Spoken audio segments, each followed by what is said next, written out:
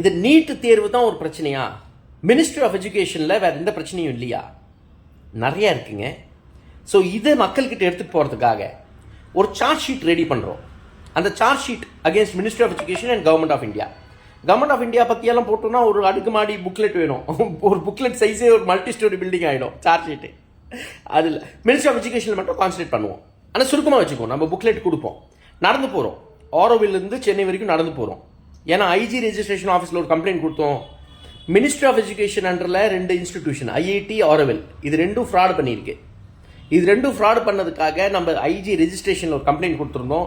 மனுஷன் கண்டுக்காமல் இருக்கா என்னன்னு தெரில. ஐஏஎஸ் ஆஃபீஸரில் அப்படி தான் இருக்கும்.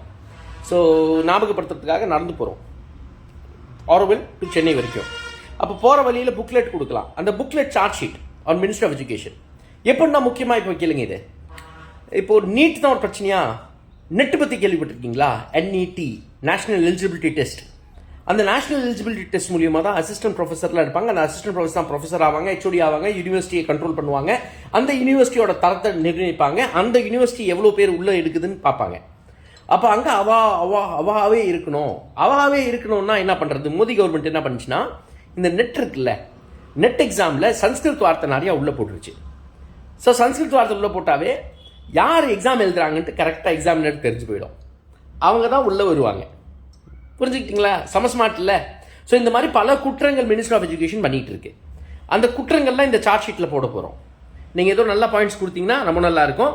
இந்த சார்ஜ் ஷீட் போட்டு நடந்து போகிறேன்.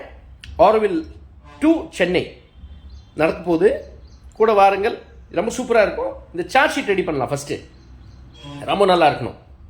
பாயிண்ட்ஸ் கொடுங்க நல்லா.